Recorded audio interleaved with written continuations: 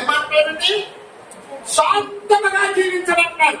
అంటే జీవించాలంట శాంతంగా, రక్తం తప్పుగా కాదు.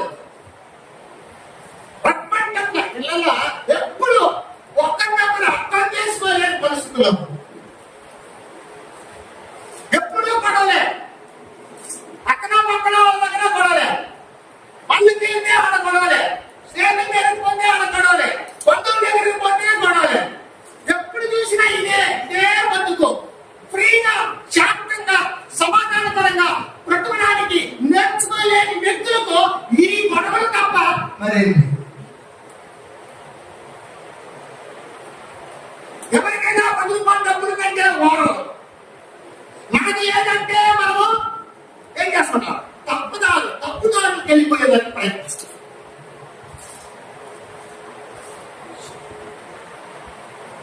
ఎప్పుడు నువ్వు అలా ఉంటే నిన్ను చూసి ఎవరి దేవుడు వాటిని నేర్చుకుంటారు? ఎప్పుడు నీ ఇంటికి మరి నువ్వు తీసుకొని వచ్చే శాంతి అని ఏ రూపంలో శాంతి చేస్తావు? నిన్ను వాంచుకోవాలి కదా, నిన్ను వాంచుకుంటే కదా నీ ఇంట్లోకి మేలు వస్తుంది. నిన్ను వాంచుకోకపోతే ఎలా మేలు?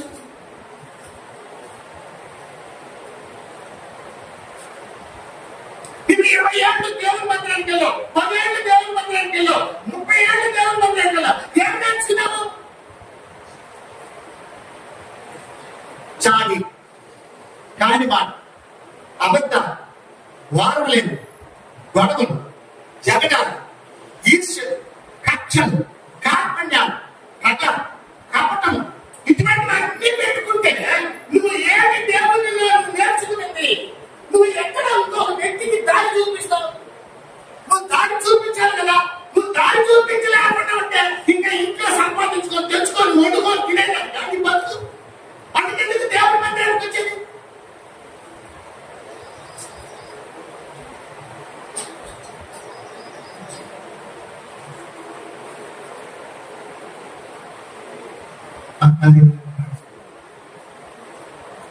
సంయోచితమైన మాట ఎప్పుడుందట?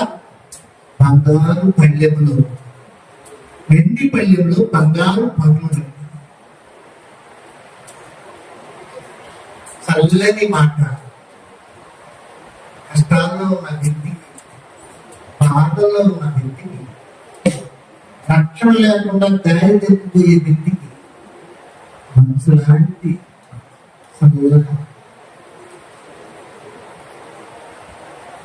ఎప్పుడు డబ్బుల విషయంలో గొడవలు వేసుకునేది, ఎప్పుడు బంధువుల విషయంలో గొడవలు వేసుకునేది, ఎప్పుడు నాకు అది కావాలి, నాకు ఇది కావాలి, నీకు అది కావాలి, నీకు ఇది కావాలి, గొడవలు వేసుకునేది. గొడవ గొడవ గొడవ ఇది చూసి ఎవరు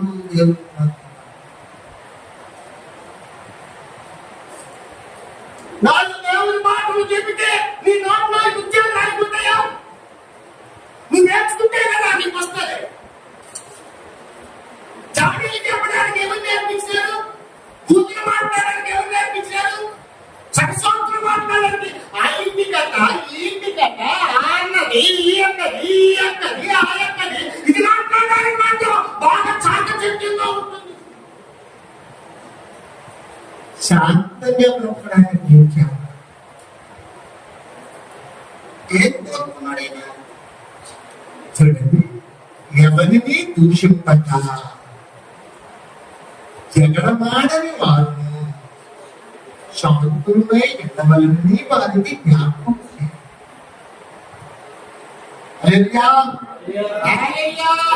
ఇంట్లో కష్టాలు తెలియదు, ఇంట్లో ఆదాయం ఎంత తెలియదు, ఇంట్లో ఖర్చు ఎంత తెలియదు, ఆదాయం ఎక్కడ ఏ మార్గంలో వస్తుందో తెలియదు. అంతే.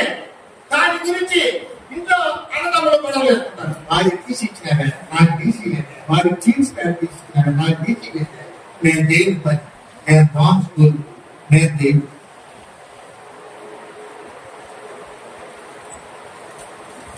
చిన్నప్పటి నుంచే వచ్చేస్తున్నది ఆ బుద్ధులు. దీన్ని సరి చేయడానికి అమ్మా నాన్నలకి తెలివి లేదు, ఎలా సరి చేస్తాం? వీళ్ళు ఎక్కుంటే పారెత్తుకుంటారు.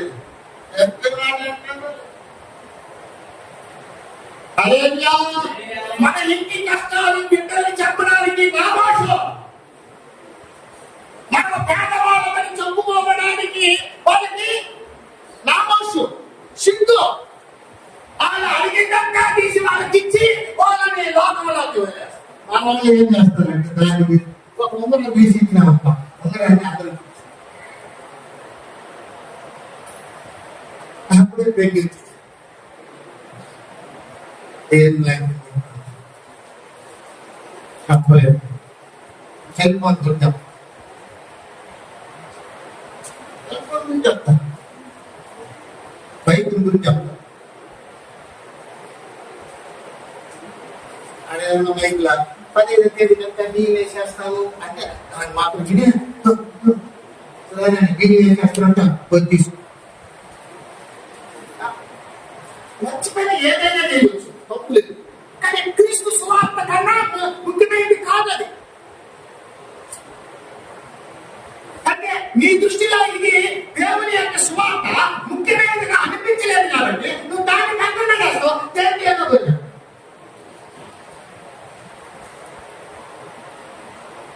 శాంతంగా జగడాలు, నీ వల్ల నీ ఇంట్లో జగడాలు రావడం, నీ వల్ల నీ సంఘంలో జగడాలు రావడం, నీ వల్ల నీ ఈదులో జగడాలు రావడం, నీ వల్ల నీ బంధువుల్లో జగడాలు రావడం. జగడాలకు నువ్వు దూరంగా ఉండాలా, దేవుని రాజ్యం వైపు జీవిస్తున్నావు.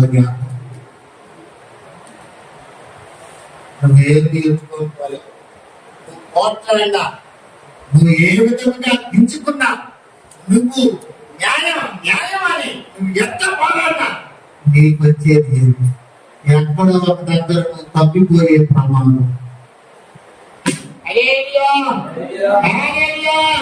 చూడండి, గమనించాలి. 3వ అధ్యాయం 9వ వచనం చదవండి. ఎందుకు రాసిన పత్రిక త్వరగా. అవివేక తర్కములను, వంశావళులను, కలహములను, ధర్మశాస్త్రములను కూర్చిన వివాదములను, నిష్ప్రయోజనములను వ్యర్థములైనవి కనుక వాటికి దూరంగా ఉండు.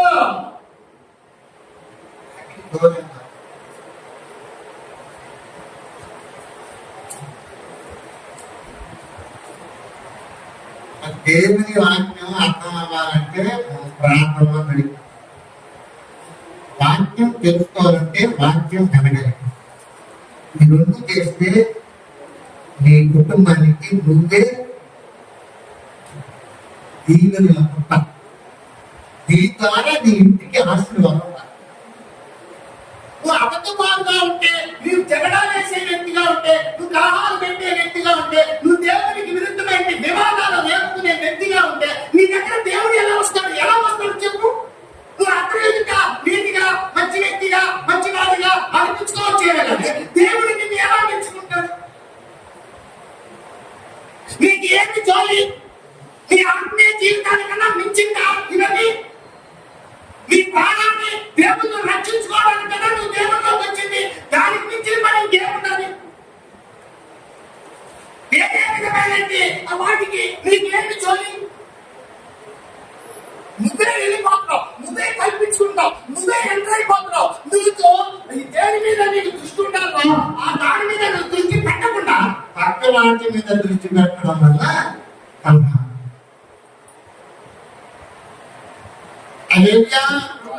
సంఘంలో కొంతమంది ఆత్మీయ జీవితాలు పాడుకుంటున్నారు. వాళ్ళ విషయాలు కలిసి మీరు టెన్షన్ పడి మీ జీవితాలు పాడుకుంటున్నారు. మీ మీ బంధువులైనా కావచ్చు, మీ అనుభవములైనా కావచ్చు, మీ ఎవరైనా కూడా కావచ్చు, మిమ్మల్ని మీరు మొదట సరి చేసుకోండి. మీరు నిలబడండి. వాళ్ళకి సలహా ఇవ్వడానికి మీరు త్యాగంగా మీకు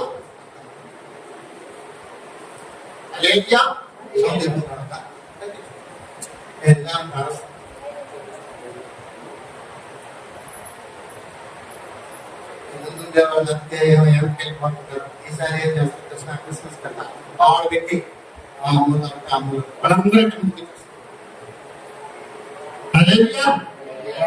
కనుక ప్రభు వాక్యం మనతో మాట్లాడుతున్న విషయాన్ని మనం చూస్తున్నాం. జగడాలకు దూరంగా, పాపాలకు, దూషణలకు, వ్యవహారాలకు దూరంగా ఉంటూ జీవించడం దేవుడు. దాన్ని మరొకరు చూస్తే సువార్త నమ్మడం సిద్ధంగా నీ దగ్గర నుంచి మంచి వచ్చినానే మంచి వచ్చిన ఆయన దగ్గర చర్చికెళ్ళి మారిపోయినాడు. ఆయన ఎటువంటి గొడవలు వేసేవాడు తెలిసిన తాగేసి ఇంటి తలుపులన్నీ నాలుగు పెట్టేవాడు. ఇప్పుడు చూడు తన మంచిగా అయిపోయినాడు. ఆయన అత్తి అని ఆయన మారినాడు. ఎంత బాధిపోయినాడు ఆయన. ఒకసారి అడుగు ఎట మారినాడు, చంటాడు, నువ్వు కూడా బాగుంటావు.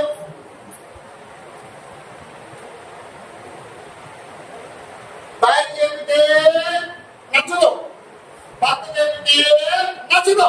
ఇంకెవరు చెప్పాలి? పెట్టింది వాళ్ళే కదా. ఒకరికొకరు చెప్పుకోవడానికి, ఒకరికొకరు సరి చేసుకోవడానికి, ఒకరికొకరు మరి బలహీనంగా ఉండకుండా ఒకరికొకరు సరి చేసుకునే దానికని పెట్టాడు. అలాగే మనం చేస్తాడు.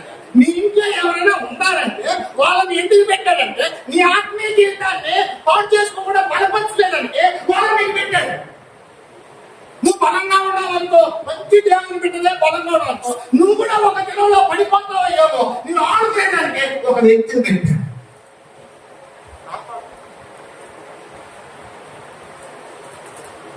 ఇలా జీవితాన్ని సరి చేసుకుంటూ ప్రభువును శాంతముగా జీవించాడు. దేవుని వాక్యం నీలో ఉంటే నీకు శాంతమైన జీవితం వస్తుందని సామెతల గ్రంథము 3వ అధ్యాయము 1వ వచనములో చెప్పబడుతుంది. ఆ మాట చూడండి, ముగిద్దాం త్వరగా.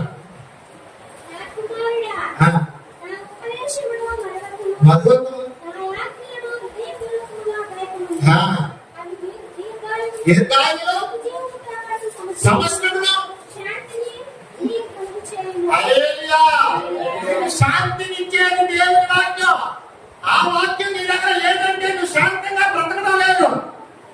ఇదిగో 2వ అధ్యాయము 12వ వచనం తెలుగు రాసిన పత్రికలో ఆయన మాట చెప్పాడు. ఆయన చూడండి, మనము భక్తిహీనతను ఇహలోక సంబంధమైన దురాశలను విసర్జించి అంటే దురాశ దుఃఖములకు దురాశ ఒకరిని హత్య చేయమంటారు, ఒకరిని మరి అడగచ్చుకోమంటారు. దురాశ దుఃఖమును చేకంటే పలు రకాలుగా పనిచేస్తుంది. ఇంట్లో శాంతి లేకపోవడానికి గల కారణం ఏంటన్నా నీ ఆర్థికమైన వనరులను మెయింటైన్ చేయడానికి నీకు చేతగా అది ఒక కారణం. నీకు వచ్చే ఆదాయం ఎంతో, నీ బతుకెంతో అంతే ఉండాలి. నీకు వచ్చే ఆదాయానికి మించి నీవు ఏదేదో అప్పులు చేసుకొని ఏదేదో ప్రయత్నం చేసి అంత దగ్గర మెప్పు పొందాలంటే నీ ఇంట్లోనే మెప్పుపోయి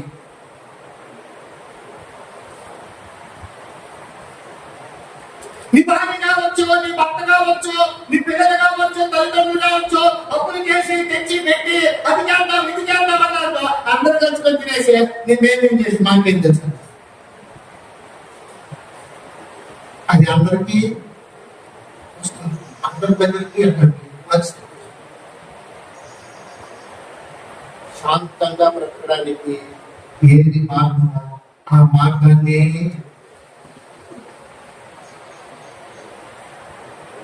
ఇక్కడ చెప్పారు. ఈ వాకులు స్వస్థ బుద్ధితో, నీతితో, భక్తితో బ్రతుకుచుండగలది మనకు బోధించుచున్నది అని 2:13లో చెప్పాలి. దేవుని వాక్యం మనతో మాట్లాడుతున్న విషయాన్ని మనం చూసుకుంటున్నాం. సంపూర్ణమైన సాత్వికమును కనుపరచుచు శాంతముగా